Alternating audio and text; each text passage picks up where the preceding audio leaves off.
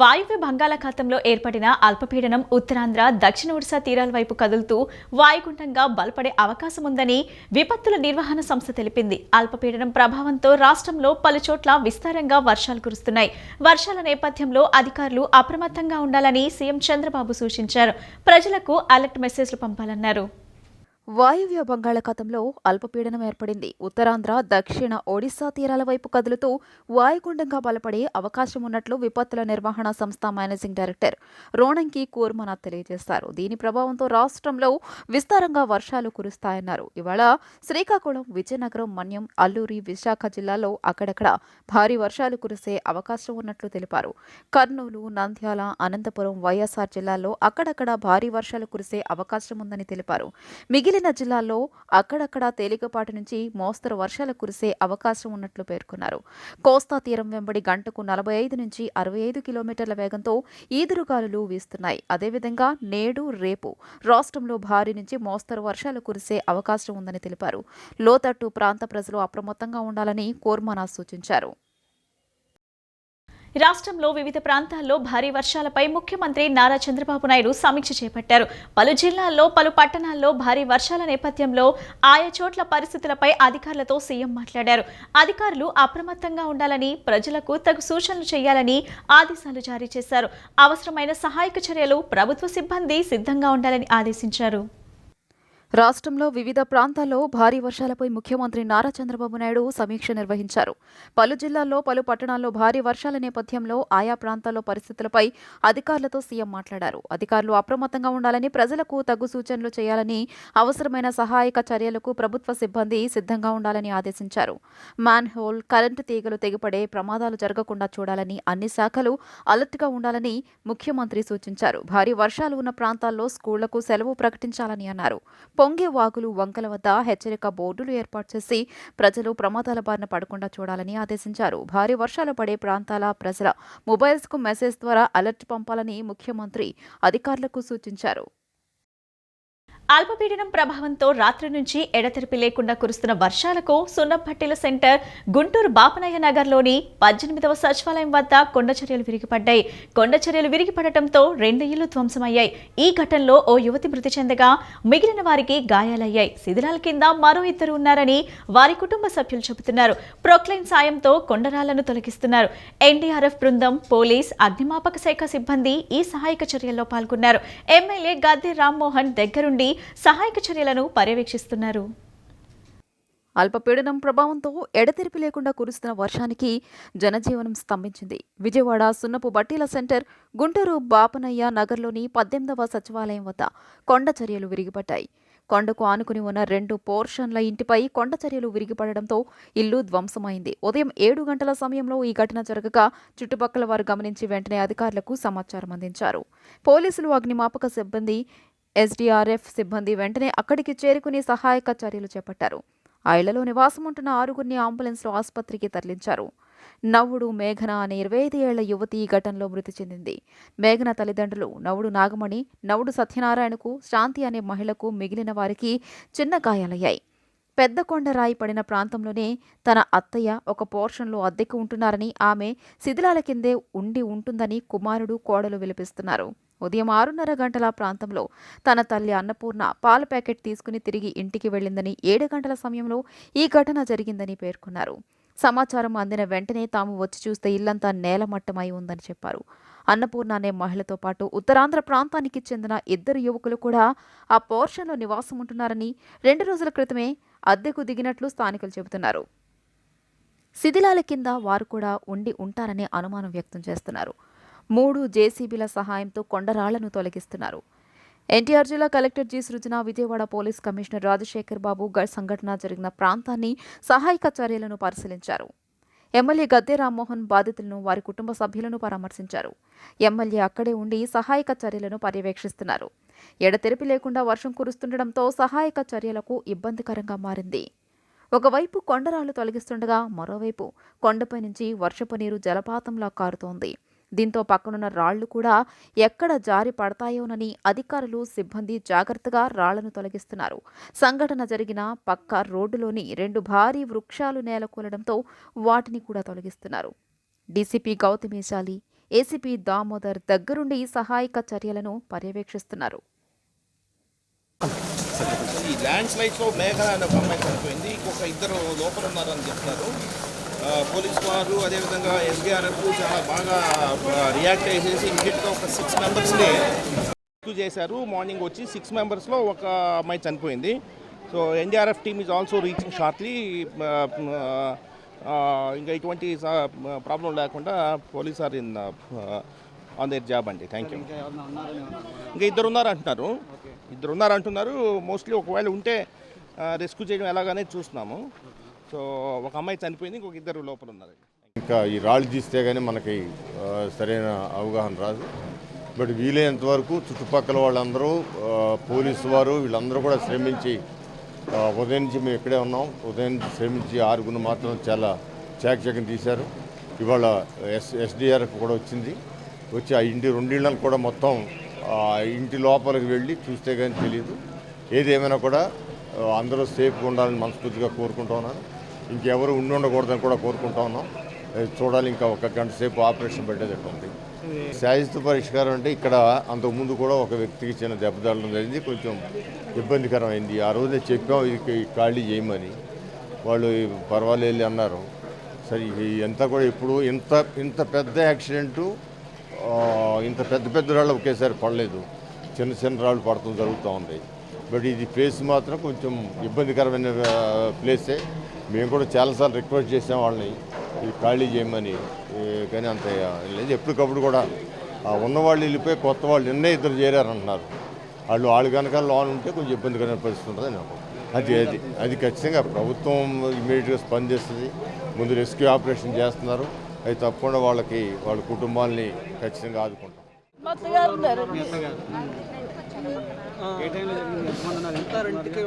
ఏడో టైంలో జరిగిందండి. మొత్తం 9 మంది ఉంటారు. 9 మందిలో ఒక 6 బయటకు వచ్చినట్టు ఉన్నారండి. హాస్పిటల్కి వెళ్ళారు. మిగతా 3 అందులో ఉండిపోయారండి. తీసే దాంట్లోనే ఉన్నారండి.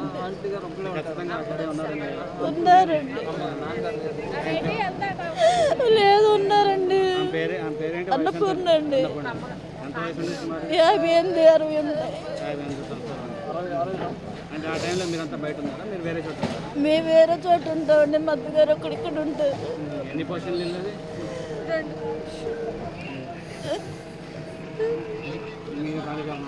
మా అక్క వాళ్ళ అత్తగారండి, వాళ్ళ చెల్లిని నేను. మాకు తెలిసిందండి, మా బావగారు ఫోన్ చేశారు. రాళ్ళు పెద్ద బౌలర్స్ పడిపోవడం వల్ల కింద కొండ కానుకున్న గుడిసెలలో జనం ఉండటంతో దాని కింద ఉన్న ఒక 4-3 దెబ్బలతోటి ఇంజురీస్ ఉంటే ఆ ఇంజురీస్తో తీసేయడం జరిగింది. దాంట్లో ఒక అమ్మాయి చనిపోయింది. మిగతా 2 బాగానే ఉన్నారు. ఒక 2 చిన్న సింపుల్ ఇంజురీస్ అని, ఇంకా 2 కింద ఉన్నారంటున్నారు. అవి బౌలర్స్, బాగా హెవీ బౌలర్స్ ఉన్నాయి. వాటిని కట్ చేసి తీయాల్సిన పరిస్థితి ఉంటుంది, ఎందుకంటే పెద్ద బౌలర్స్ అవి. అందుట్లో ఈ రూట్ కూడా చిన్న రూట్, ఇది అన్ని సందులే. ఆ సందులో నుంచి బయటికి పంపించాలంటే ఇబ్బందిగా ఉంది. ఆ చెట్లు ఉండటం వల్ల ఆ జేసీబీలు కూడా వెళ్ళడానికి దారి లేకపోతే చెట్లు నరికిచ్చేసి జేసీబీల సాయంతో ఇప్పుడు క్లియర్ చేయిస్తున్నాము. దట్టు బాగా హెవీ రైన్ ఉండటం వల్ల కూడా కొద్దిగా అబ్స్ట్రక్షన్ అవుతుంది. అన్ని డిపార్ట్మెంట్లు కూడా ఇక్కడ ఉండి సహాయక చర్యలు చేపడుతున్నారు. అల్పపీడనం ప్రభావంతో ఎడతెరిపి లేకుండా కురుస్తున్న భారీ వర్షం విజయవాడ నగరాన్ని అతలాకుతలం చేసింది. ఎడతెరిపి లేని వర్షంతో పలుచోట్ల రహదారులు చెరువులను తలపిస్తున్నాయి. 2-3 అడుగుల మేర వర్షపు నీరు రోడ్లపై నిలిచిపోవడంతో రాకపోకలకు తీవ్ర అంతరాయం కలుగుతుంది. అనేక ద్విచక్ర వాహనాలు నీళ్లలో ఆగిపోవడంతో వాహన చోదకులు వాటిని తోసుకెళ్లలేక అవస్థలు పడుతున్నారు. లోతట్టు ప్రాంతాలు జలమయమయ్యాయి. ఇళ్లు, దుకాణాలు, దేవాలయాలు, మసీదులు ఇలా అన్ని చోట్ల నీళ్లు వచ్చి చేరాయి. 1 టౌన్ లో బ్రిడ్జ్ వద్ద మోకాల లోతు నీరు చేరింది. విజయవాడలో నిన్న రాత్రి నుంచి ఎడతెరిపి లేకుండా కురుస్తున్న భారీ వర్షానికి జనజీవనం స్తంభించింది. నగరంలోని బందర్ రోడ్, ఏలూరు రోడ్, చెన్నై విశాఖ జాతీయ రహదారి, Kamayyathopu road, Pinnamaneni polyclinic road, Vijaya talkies, Apsara centre, Rajiv Nagar, Radhanagar, Ajith Singh Nagar, Tabakotla centre, Devinagar, Ramakrishnapuram, Panja centre, Mahantipuram, HB colony, Kaleswara Rao market, Chittinagar సొరంగం, కుమ్మరిపాలెం, లోబ్రిడ్జి ప్రాంతాల్లో రహదారులు జలమయమయ్యాయి. లోతట్టు ప్రాంతాల్లోని ఇళ్లు, దుకాణాలు, దేవాలయాలు, మసీదులు ఇలా అన్ని చోట్ల నీళ్లు వచ్చి చేరాయి. విజయవాడ బస్టాండ్ పరిసర ప్రాంతాలు నీట మునిగాయి. దీంతో వాహనదారులు, స్థానికులు తీవ్ర ఇబ్బందులు పడుతున్నారు. బెన్ సర్కిల్ ఫ్లైఓవర్ కింద భారీగా వర్షపు నీరు చేరింది. దీంతో జాతీయ రహదారిపై వాహన రాకపోకలకు ఇబ్బంది తలెత్తింది. కొన్ని ప్రాంతాల్లో నీరు మోకాలి లోతు నిలిచింది. అనేక ద్విచక్ర వాహనాలు నీళ్లలో ఆగిపోవడంతో వాహన చోదకులు వాటిని తీసుకుని వెళ్లలేక అవస్థలు పడుతున్నారు. రోడ్లపై నీరు నిలిచిపోవడంతో వాహనాల రాకపోకలు మందకొడిగా సాగుతున్నాయి. కొన్ని ప్రాంతాల్లో ట్రాఫిక్ స్తంభించి వాహనాలు బారులు తిరుగుతున్నాయి. భారీ వర్షాన్ని దృష్టిలో ఉంచుకుని నగరంలోని పాఠశాలలు, కళాశాలలకు సెలవు ప్రకటించారు. నగరంలో వర్షాల పరిస్థితిపై కలెక్టర్ సృజన కంట్రోల్ రూమ్ ఏర్పాటు చేసి పరిస్థితిని సమీక్షించారు. జరిగిన నష్టంపై ఆరా తీశారు. కొండ ప్రాంతాలు, నదీ పరివాహక ప్రాంతాల్లోని ప్రజలు అప్రమత్తంగా ఉండాలని సూచించారు. వర్షం తగ్గే వరకు ప్రజలు బయటకు రావద్దని అధికారులు విజ్ఞప్తి చేస్తున్నారు.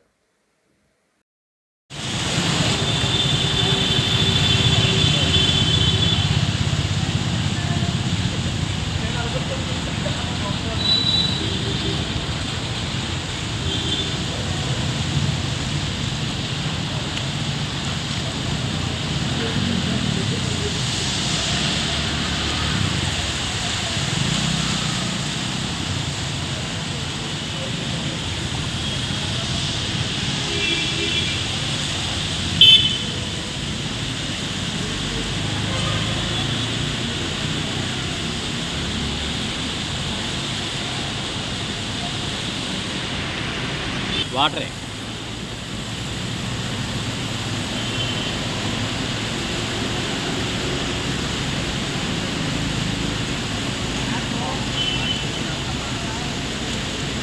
నా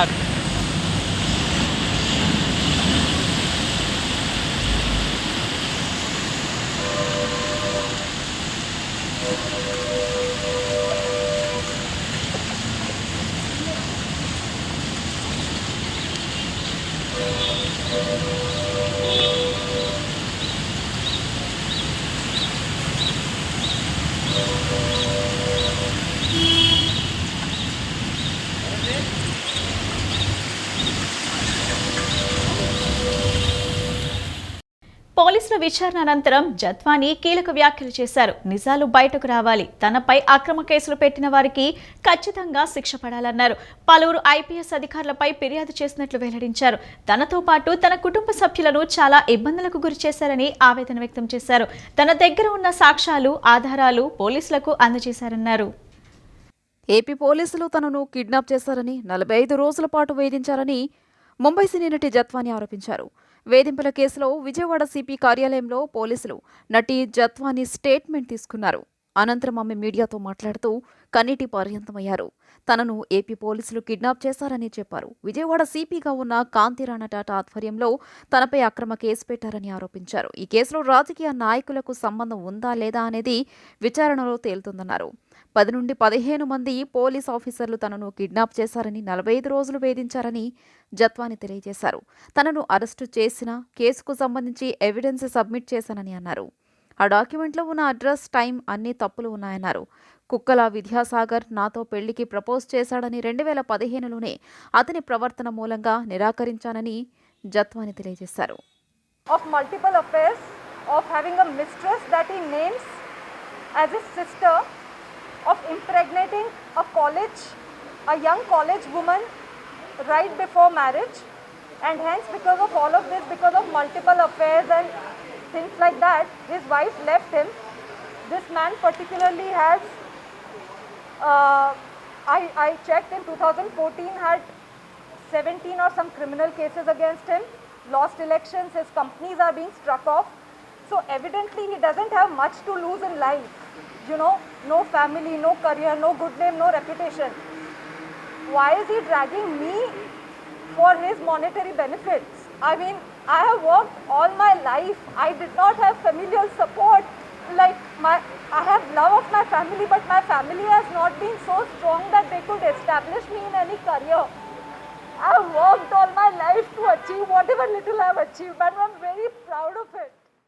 ఇచ్చిన మాటకు కట్టుబడి రాష్ట్ర అభివృద్ధి, ప్రజా సంక్షేమమే ధ్యేయంగా కూటమి ప్రభుత్వం వ్యూహాత్మకంగా ముందుకు వెళ్తుందని రాష్ట్ర పురపాలక పట్టణాభివృద్ధి శాఖ మంత్రి డాక్టర్ పొంగూరు నారాయణ తెలియజేశారు.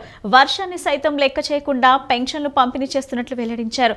ఇచ్చిన మాట ప్రకారం సీఎం చంద్రబాబు నాయుడు సమయానికే పెన్షన్ నగదు ఇంటింటికి తీసుకువెళ్లి ఇచ్చేలా ఆదేశించడం కూటమి ప్రభుత్వానికి ఉన్న కమిట్మెంట్ అని తెలిపారు.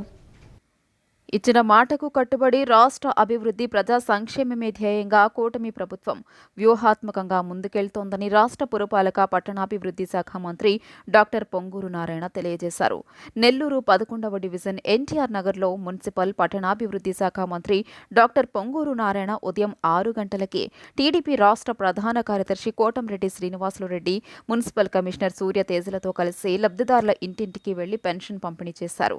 జోరు వానను సైతం లెక్క చేయకుండా లబ్ధిదారుల ఇంటికి వెళ్లి మంత్రి పెన్షన్ పంపిణీ చేస్తుండటంతో అటు పెన్షన్దారులు ఆనందం వ్యక్తం చేయగా ఇటు అధికారులు, ప్రజాప్రతినిధులు మంత్రి నారాయణ పనితీరును మెచ్చుకున్నారు. జోరు వానను సైతం లెక్క చేయకుండా ఇంటి వద్దకు వచ్చిన మంత్రిని లబ్ధిదారులు ఎంతో ఆప్యాయంగా పలకరిస్తూ పెన్షన్ నగదు అందుకొని అభినందనలు తెలియజేశారు. పలువురు వారి సమస్యలను మంత్రికి వివరించారు. ఈ సందర్భంగా రాష్ట్ర మున్సిపల్ శాఖ మంత్రి డాక్టర్ పొంగూరు నారాయణ మాట్లాడుతూ రాష్ట్రంలోని అన్ని ప్రాంతాల్లో ఈరోజు తెల్లవారుజామున 6 గంటల నుంచే అధికారులు ఇంటింటికి వెళ్లి లబ్ధిదారులైన వారందరికీ పెన్షన్ నగదును పంపిణీ చేయడం జరుగుతుందన్నారు. తెలుగుదేశం ప్రభుత్వం అధికారంలోకి వచ్చాక ఈ విధంగా చెప్పిన సమయానికి పెన్షన్ పంపిణీ చేయడం 3వ నెల అని తెలియజేశారు. 31వ తేదీ మార్నింగ్ తెల్లవారు ఏమంటే ఈరోజు రాష్ట్రంలో అన్ని జిల్లాల్లో అన్ని మండలాల్లో ఈరోజు తెల్లవారు 6 నుంచే స్టార్ట్ అయింది. వాళ్ళ ఆనందానికి హద్దులు లేవు. ఒక పక్క వర్షం పడుతుంది, గొడుగులు వేసుకొని యాక్చువల్గా ఈరోజు అధికారులు, నాయకులు ఇస్తున్నారు. నేను వాళ్ళందరినీ అప్రిషియేట్ చేస్తున్నా. తెల్లవారు 6 నుంచే స్టార్ట్ చేశారు.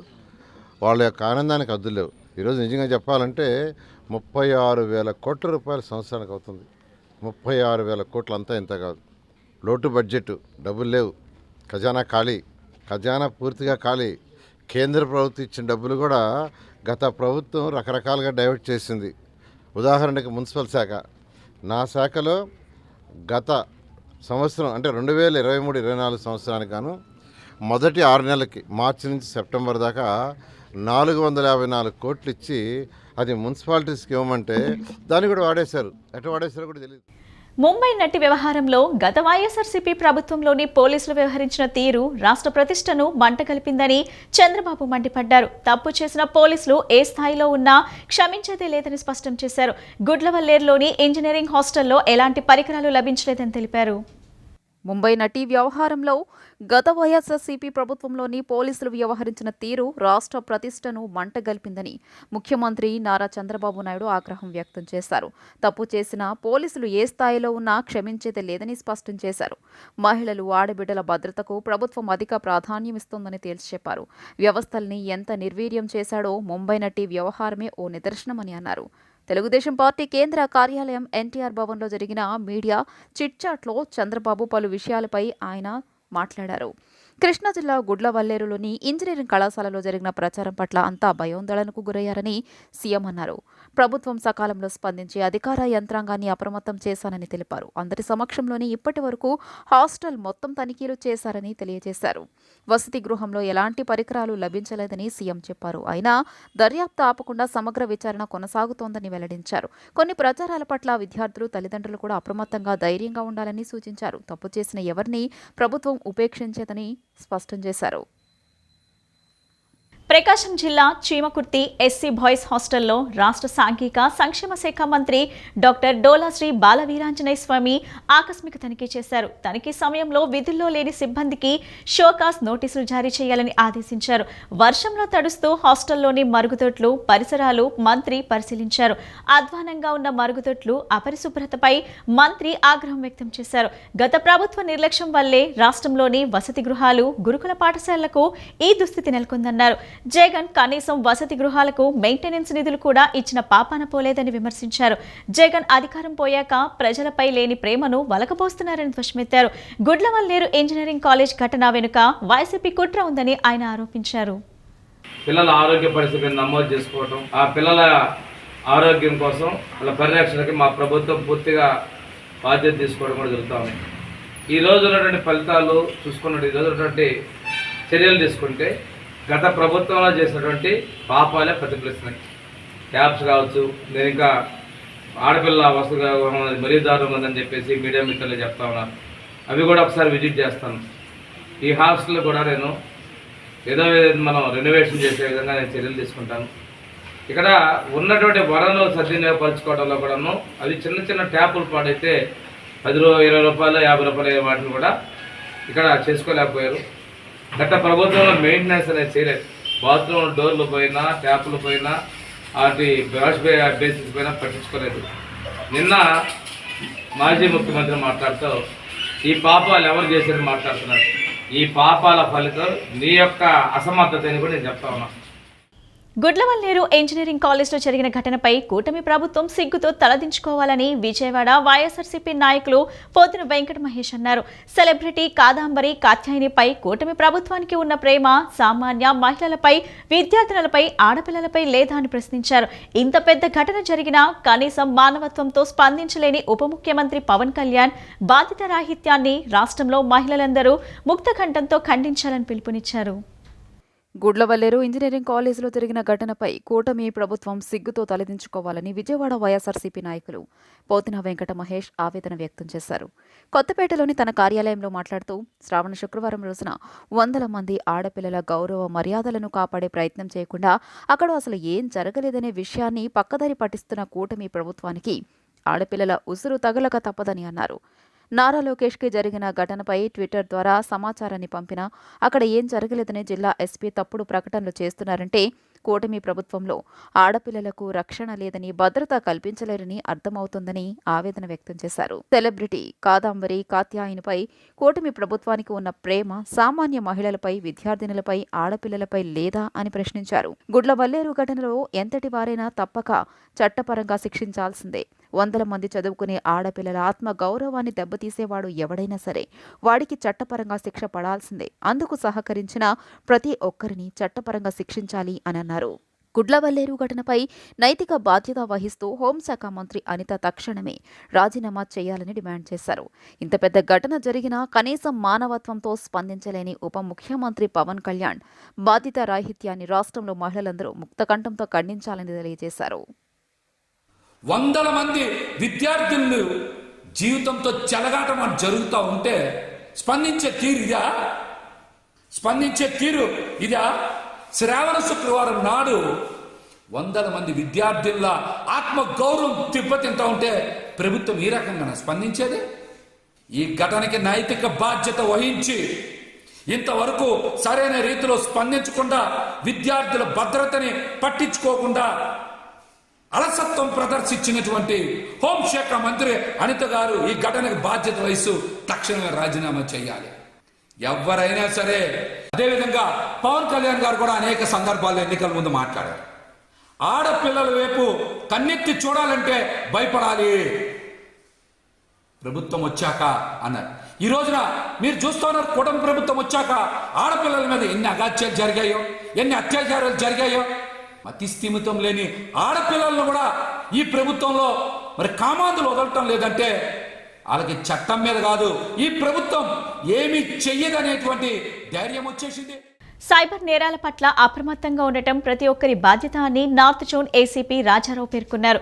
డ్రగ్స్ మహమ్మారి బారిన పడి ఉజ్వల భవిష్యత్తును నాశనం చేసుకున్న యువత జీవితాలు గాఢాంధకారంగా మారాయని గుర్తు చేశారు. సైబర్ నేరాల కేటుగాలతో జాగ్రత్తగా ఉండాలని సూచించారు. పాయకపురంలోని ఆదిత్య డిగ్రీ కళాశాలలో విజయవాడ పోలీస్ శాఖ ఆధ్వర్యంలో సైబర్ నేరాల పట్ల అవగాహన సదస్సు కార్యక్రమం శుక్రవారం నిర్వహించారు. ఈ కార్యక్రమంలో north zone ACP Rajarao, Nunna CI Krishnamohan, Rajaji పాల్గొన్నారు.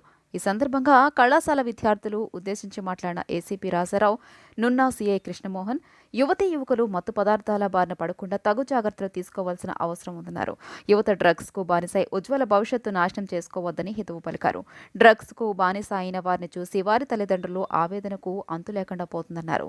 యువత వాహనాలు నడిపేటప్పుడు హెల్మెట్ ఖచ్చితంగా ధరించాలని కోరారు. అదేవిధంగా తోటి విద్యార్థులతో ర్యాగింగ్ కు పాల్పడినట్లయితే యాంటీ ర్యాగింగ్ చట్టాలతో ఉజ్వల భవిష్యత్తును కోల్పోతారని హెచ్చరించారు. సైబర్ నేరగాళ్ల మోసాల పట్ల ఎల్లప్పుడూ అప్రమత్తంగా ఉండాలన్నారు. మీరు హెల్మెట్ ధరించి వెళ్ళినట్లయితే మీ జీవితాలకి ఎంతో భరోసా ఉంటుంది, మీరు బాగుంటారు, మీ తల్లిదండ్రులు బాగుంటారు అని చెప్పి ఈ కార్యక్రమంలో విద్యార్థులందరూ కూడా సూచించడం జరిగింది. మరియు ఈ యొక్క మత్తు పదార్థాల సేవించటం, వాటిపై ఉన్నటువంటి దుష్ప్రచారాలు, తర్వాత దుష్ప్రభావాలు, జీవితం ఏ విధంగా నాశనం అవుతుందో తెలుసుకోవడానికి వాళ్ళకి సూచనలు ఇవ్వడం జరిగింది. ముఖ్యంగా గంజాయి సేవించడం వల్ల వచ్చే నష్టాలు, దుష్ప్రభావాలని వివరించడం జరిగింది ఈ యొక్క అవగాహన సదస్సులో. దీంట్లో భాగంగా ఆదిత్య కాలేజీ సంబంధించి ప్రిన్సిపాల్ గారు మరి వారి సిబ్బంది మరియు వారి యొక్క కాలేజీ విద్యార్థులందరూ కూడా బాగా సహకరించారు. విద్యార్థులందరూ కూడా ఈ యొక్క అవగాహన సదస్సులో సూచనలు ఇవ్వడం జరిగింది. జనాలు మోసపోతూ ఉంటారు. దాని గురించి గౌరవనీయులైన పోలీస్ కమిషనర్ గారు దీని గురించి ఒక యాప్ రూపొందించడం జరిగింది. దాన్ని మన ప్రతి వ్యక్తికి కూడా దాని గురించి అవగాహన కల్పించి ప్రతి ఒక్కరిని సైబర్ సిటిజన్స్ కింద తయారు చేసి వాళ్ళ ద్వారా మిగతా వాళ్ళకు కూడా ఆ సైబర్ నేరాల గురించి తెలిసే విధంగా చేయడం జరుగుతుంది. దానిలో భాగంగా ఈరోజు మన ఆదిత్య కాలేజీలో అవేర్నెస్ ప్రోగ్రామ్స్ కూడా కండక్ట్ చేయడం జరుగుతుంది. ఇదే విధంగా మిగతా కాలేజీలోను మిగతా విలేజెస్ కాలనీస్లో కూడా దీని గురించి పెద్ద ఎత్తున ప్రోగ్రామ్స్ కూడా రూపొందించడం జరుగుతుంది. Aditya degree college benz circle principal Veerraju, Payakapuram శాఖ ప్రిన్సిపల్ నసీమా బేగం మాట్లాడుతూ పోలీసుల సహకారంతో సైబర్ నేరాలు, యాంటీ ర్యాగింగ్, హెల్మెట్ ధారణ, డ్రగ్స్ మహమ్మారి పట్ల విద్యార్థులకు అవగాహన కార్యక్రమాలు నిర్వహించినట్లు తెలియజేశారు. So they go home. That means nowadays we are finding everywhere they are not having proper license and they will not wear helmet and everything. So God has given this wonderful life, and to protect them by wearing helmet, they have given awareness on all these aspects.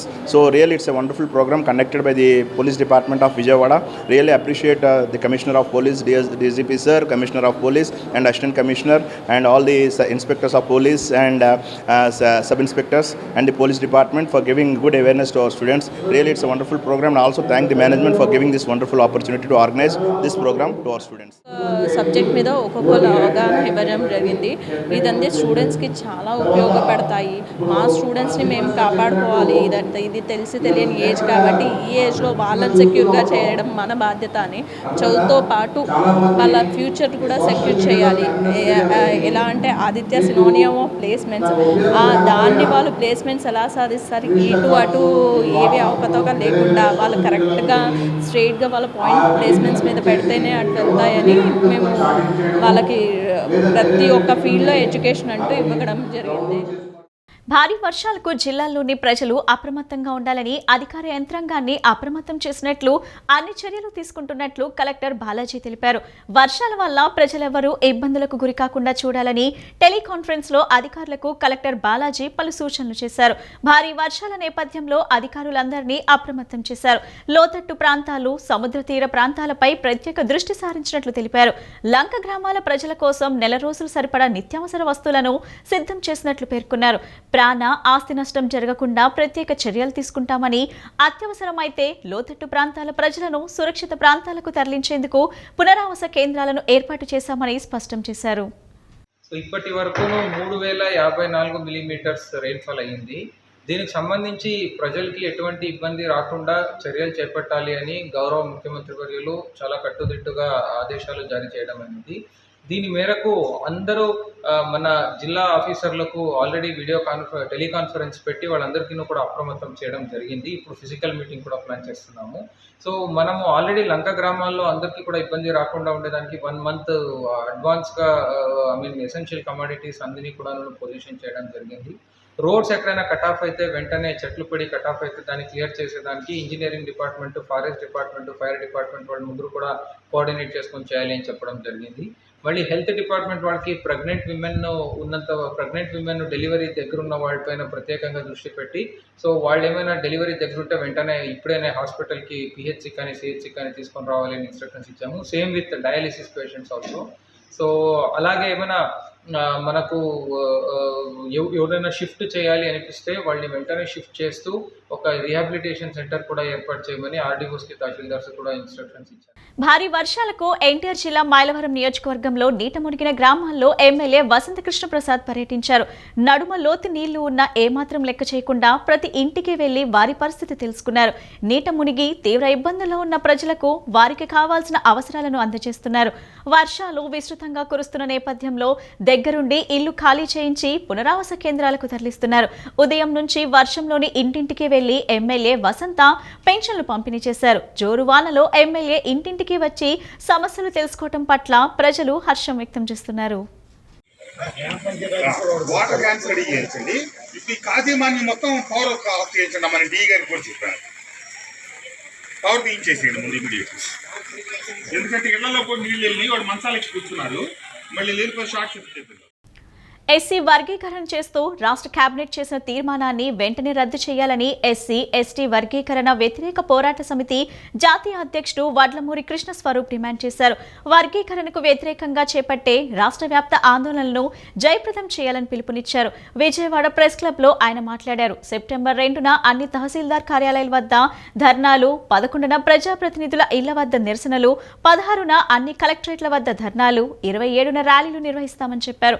October 2వ వారంలో చలో అమరావతి సచివాలయం ముట్టడి కార్యక్రమాన్ని చేపట్టనున్నట్లు వెల్లడించారు. September 2వ తారీఖుని అన్ని మండల కార్యాలయాల దగ్గర పెద్ద ఎత్తున నిరసన ధర్నా కార్యక్రమాలు నిర్వహించి తహసీల్దార్ గారికి ఒక వినతి పత్రాన్ని రాష్ట్ర ప్రభుత్వాన్ని డిమాండ్ చేస్తూ వర్గీకరణ ప్రయత్నాలు చేయొద్దని విజ్ఞప్తి చేస్తూ ఒక వినతి పత్రాలు ఇవ్వాలని, అదేవిధంగా సెప్టెంబర్ 11వ తారీఖుని అధికార ప్రతిపక్ష పార్టీల ప్రజాప్రతినిధులు, వాళ్ళు మంత్రులైనా, ఎంపీలైనా, ఎమ్మెల్యేలైనా, ఎమ్మెల్సీలైనా, మున్సిపల్ కార్పొరేషన్ చైర్మన్లైనా వీళ్ళందరికీ ఒక వినతి పత్రాలని అందజేయాలి అనే విషయం మీద వాళ్ళ ప్రజాప్రతినిధులు, వాళ్ళు తెలుగుదేశం పార్టీ ప్రజాప్రతినిధులైనా, జనసేన అయినా, వైఎస్ఆర్సీపీ అయినా, బీజేపీ అయినా, ఈ పాలక పార్టీలకు సంబంధించిన అధికార ప్రతిపక్ష పార్టీల ప్రతినిధులకి వాళ్ళ ఇంటి ముందు నిరసన తెలియజేయాలని, లేదా వాళ్ళ క్యాంపు కార్యాలయాల దగ్గర నిరసన తెలియజేసి వారికి వినతి పత్రం ఇవ్వాలనేది కూడా పిలుపునివ్వడం జరిగింది. ఈ బులెటిన్ ఇంతటితో సమాప్తం. తిరిగి మరో బులెటిన్ కలుద్దాం. నమస్కారం.